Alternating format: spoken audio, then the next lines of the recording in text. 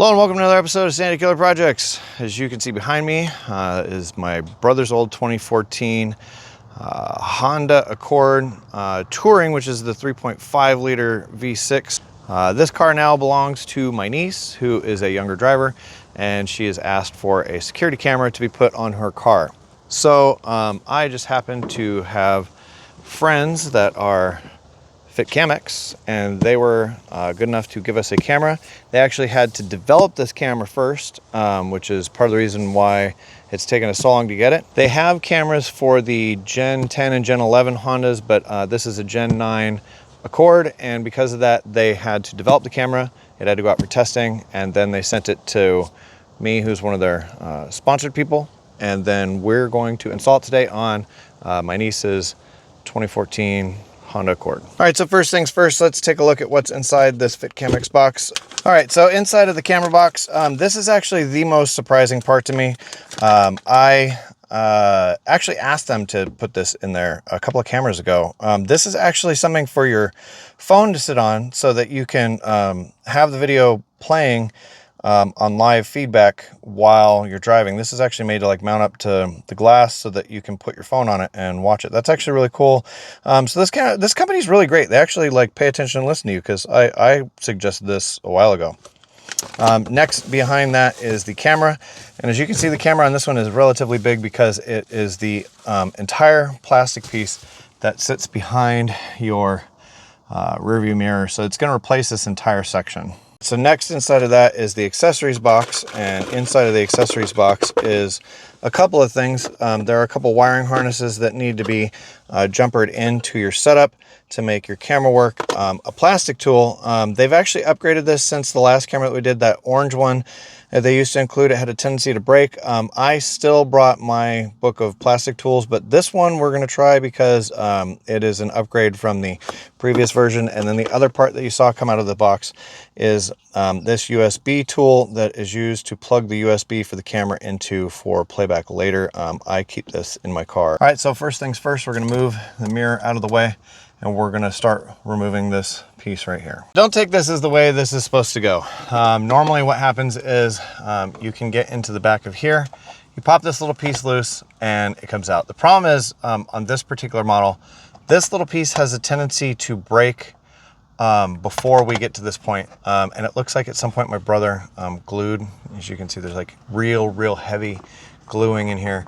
And because of that, when I pried the top piece down, the whole assembly actually came down. And it's okay if this breaks in this case because of the fact that I'm going to be replacing the entire section. Now this plastic piece that I'd mentioned before is off, and this is your forward-facing camera. So what you want to do is try and leave that alone as best you can.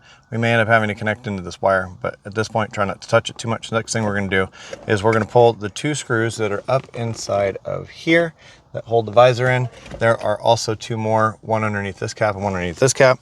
The trick to getting these out is you take this and you go on the back side of it where you wouldn't think it would go, and you pry down, and when you do, it releases these two little clips on either side, which allow you to have access to the bolt that's inside of it. So now that the overhead is down, the only thing to know with this is when you pull it out from the front first, and then there are two little tabs in the back. Those are going to slide up and in when you're done first, and then it'll tilt up into place.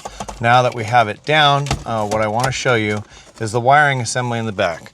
This kit comes with two different wiring setups. There is one that looks like this, and there is one that looks like this. They don't both go on the car at the same time. The connection for the camera is this little connector here, and you're going to use the little connector off of it. So this connector is for if you have a green connector up inside of here, which we do not, so we're not going to use that one. What we are going to use is this one, because this one connects into, I believe it's this white wire right here, this white connector, and once we get into that, that'll give us power for this. So there you can see the jumper is in. It now replaces the connector for there, and the connector that was in there is here, and now your camera has power through here. So then we're going to route the camera up through the top. This connector for the camera, which is sitting right here, is going to fish up through where the plastic piece would sit for your rear view mirror. It's going to fish up through here. That wire is going to then come into this spot and connect into here, so it hides all your wires. then you're going to put everything back up into place. The first thing that happens with this is we click the camera into place. As you can see, it now looks a little different because this piece sticks down for your camera. The plastic piece is up and clicked into place, and the wire for it is now connected and pulled back. Then the other connector is here. We're going to try and neatly tuck all this stuff out of the way so that we can get the centerpiece back in. Once you get your 4 bezel screws back into place, you're going to put your bezel covers back into place, tip first, and then line in, and then check them to make sure that they work. And then we're going to put the cover in for here, and we're almost done. So this is looking up at the bottom of the camera. This is just so you're aware, there's a power button right here. And just next to that, next to the blinking light, is if you want to take a still picture if there's somebody suspicious standing in front of your car.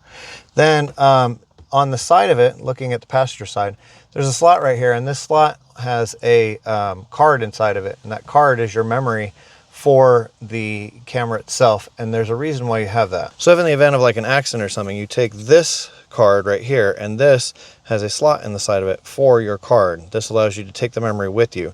So if your car's been in an accident, you can take your accident footage with you, and then it allows you to connect it to multiple different types of devices depending on what it is you want to do with the information connected to your phone or connected to your laptop. Okay, so the next thing that you do is you download the Fitcamx app, which has just been downloaded, and then you tell it to connect to the Fitcamx. And what you're going to do is you're going to connect directly to the camera itself. It provides internet, but it only provides internet to your phone from the camera. So the signal is only sent back and forth between the two. And when you are on your connection for your Fitcamx, you lose your connection to the standard internet. So as you can see, the connections are my house, obviously, and then the other one is called Car Cam. That is the one that you're going to connect to. That is the connection for the camera itself, and in the instructions it'll tell you which connections are the ones that you want to connect to that are specifically for the camera. One of the things that you do have to do when you are connecting to this is you have to give it a password, and the password for this in this case is 123456778. That's what they put in the instructions. Okay, so once it's connected to the camera, if it looks blue like that, you still have the thing over the lens for the camera, but you are connected to it. This is the tab that is on the front of it. If you don't take that off, it's going to look like it's blue. And now, as you can see, it's not blue anymore because of the fact that I took that thing off. But you are directly connected to the camera, and anything that happens while in front of the camera, you will see it. As you can see, I'm live on the camera. There are a series of settings down here in the settings. You can turn this into Sentry mode by putting it in Sentry mode. That does the same thing that a Tesla does when the car is off. You can actually make it record if it sees motion in front of the camera. You can change all sorts of settings inside of the settings, and they're important to go through them before you just take off and go. This records in 3-minute loops regularly all throughout the process, and those are saved in the section here where it says camera file. You can also have it take a picture if you need it to from the app. And the other cool part, which I will show you in a second, is the new mount that they've included. So this seems like a silly thing, but to me this is really cool because I actually asked for this. I said a lot of times I like to drive with it on my mount and then watch the videos I'm going down the road in case I see something weird happen. Obviously, you're not going to put it right in front of the steering wheel, which is where I have it, but that's the easiest for me to see it. But you now have that feature. If you connect to the camera, they've included a mount that attaches to your glass. It connects through suction, and then it has an arm so you can position the camera wherever you want it. And then you just set this so that you can watch it. All right, so that's going to do it for this episode of Sandy Keller Projects. As always, thank you for watching. Please make sure to like, share, and subscribe. You will end up seeing more on this car because of the fact that I'm going to end up having to go through the rear brakes on this for my niece soon, so it may end up being a video coming up very quickly. So thanks for watching.